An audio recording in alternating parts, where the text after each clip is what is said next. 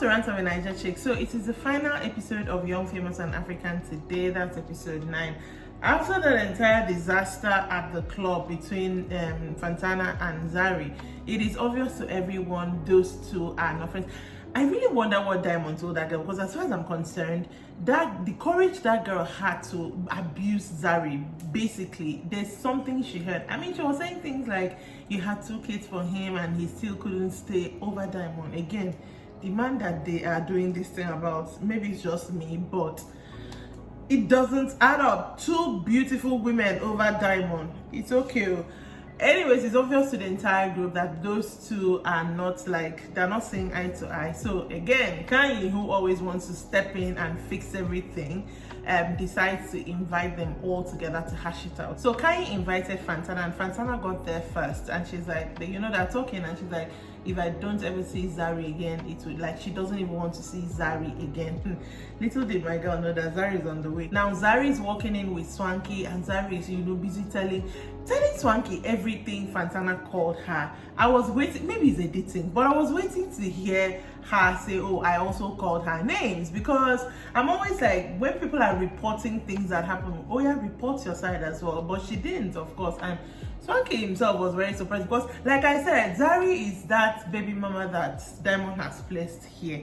The pedestal is very, very high, so nobody F's with Zari. Both of them get to the table, and of course Fantana's face entirely, she did not, literally turns to Kanye like, I told you I didn't want to see her, and she's like, this is a family, we have to fix it. Nothing was being fixed, because they already started arguing again. They started calling each other names, not to the degree of the club, but they started calling each other names. And then Diamond, the subject of all this, walks in. He's surprised to see them, because I think Kanye didn't tell him exactly who was going to be there. He's surprised, comes in and sits next to Zari. Now I would love to say that that was him choosing, but that was the only available seat, and Swanky was seated next to Fantana. Swanky now takes the reins, just says, this is what happened, what did you say? Zari's like, what did you tell her? And you can see that, I knew that there was no way that Diamond was going to say, yo, this is what I said. Just sat down there in front of Fantana and said, she did not tell her anything, that he respects you, you people are making me, first of all, he doesn't do things like this, why are you making me out to come out here to do so? And I'm like, this is a man that is evading the situation. I was like, Zari kept pressing, what did you tell her that gave her that courage to come out? And eventually he said he did not say anything. Zari just carried her drink. I don't have a drink. I was like, sipping. I was like, girl. See, I could see the thing hurt Fantana big time, because the next time Fantana spoke after that, Fantana her voice was breaking.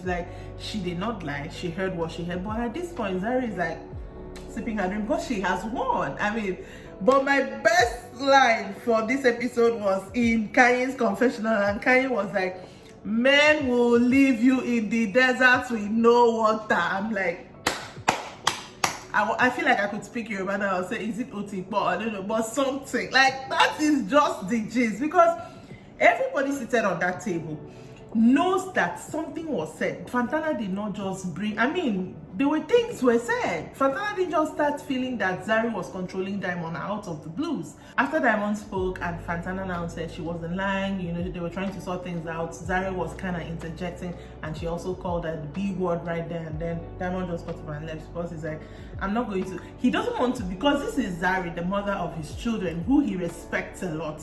And this is new tail that he's trying to, smash. He's not going to get in between all this.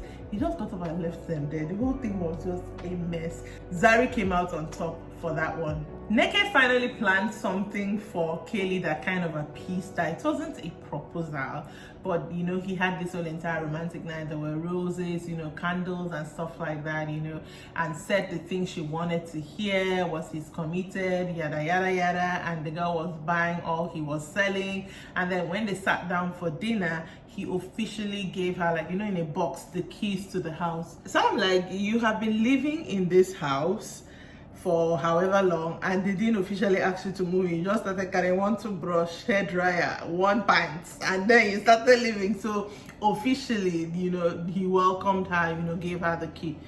See, I am going to watch out for this too, because I like to be proven wrong in things like this. I just feel like the guy is afraid of commitment, and from his experience, I understand why he would be, but my own thing is, don't make the girl out to be like you're stringing her along. But Kelly was fine with what he did, so it's not my relationship. So far as she's fine, that's okay for me, and they're happy. The biggest thing to have wrapped up this episode 9 was Andile, who is like the mediator. Now, Andile is a mediator that does the job better than Kanye tries to be the mediator.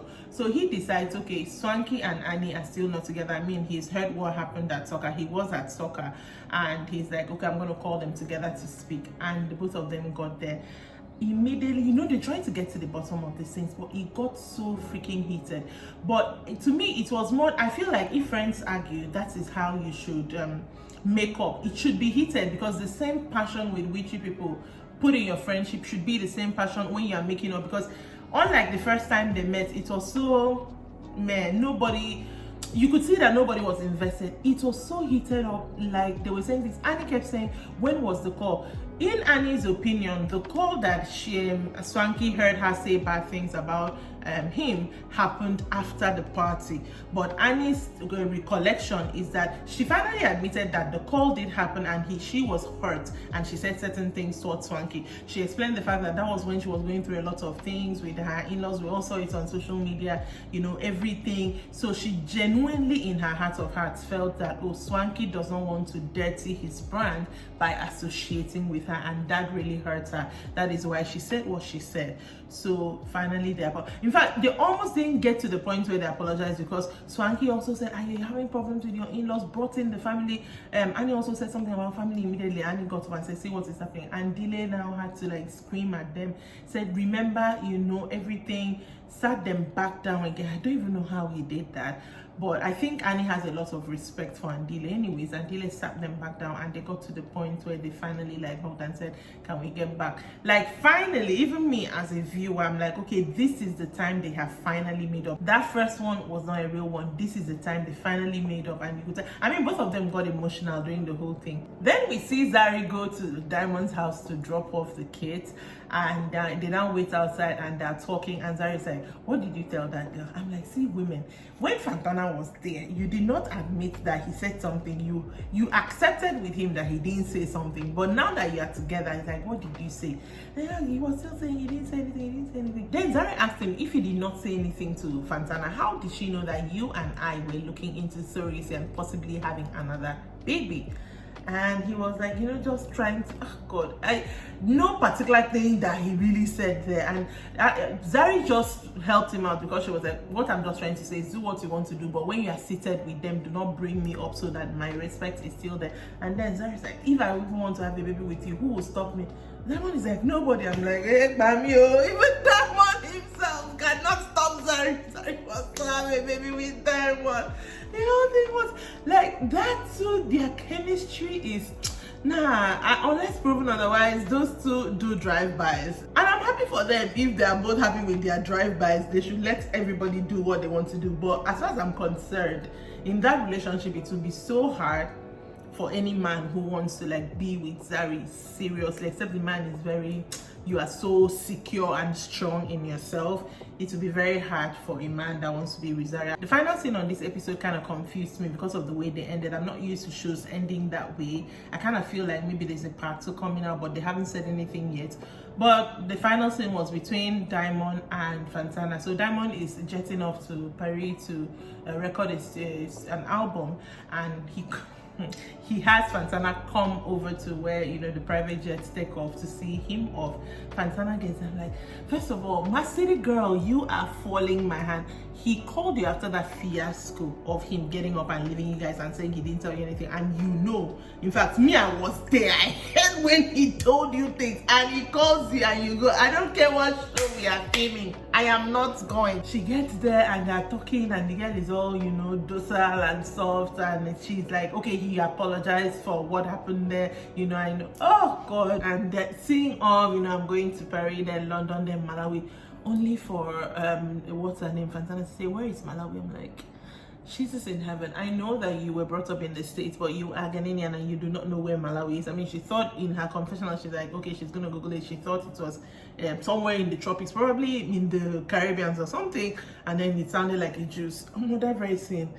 It is not cute to not know the countries. It is that I know that people would think so is saying like that was cute, but it wasn't cute. But that's where the show ended. It left us on a cliffhanger, really, and not even the good kind of cliffhanger, because Diamond got on the plane. I was thinking she would jump in the plane. But anyway, Diamond got on the plane and she went back, and that's where the show ended.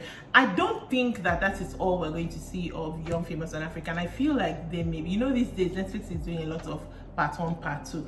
But on the other hand, if they wanted to do part 1 and part 2, why did they not give us like maybe 6 episodes instead of 9 and save whatever they had for the rest? So it's confusing to me. It's even more so because I saw Swanky post them an Egyptian night party they had, and I saw Zari, I saw others like in costume and stuff like that. So that indicates there was like a final party with everybody, which usually in these shows that's what it's supposed to be. But so I don't know, if we get a part 2, it will be like, if it's not 9 episodes, like it's not equal. I mean, I like this to be equal, but I don't know, Sha. But for now, that's all we got. I enjoyed the drama of this show, even though some parts were a bit too much for me, especially Andile and Rosette and Seba. But I did enjoy the show. I enjoyed the drama. I liked the fact that even though my city girl has finally fallen, that Zari met her match, because she doesn't always feel like she has met her match. She always feels, I like the fact that she was brought down with peg or two. I know that is a little bit wicked of me, but I'm gonna say what I feel. I hope that we do get a season 3 and they expand on some of the stories that we've already been told. Hopefully Naked and Kaylee will get married in season 3. I doubt it.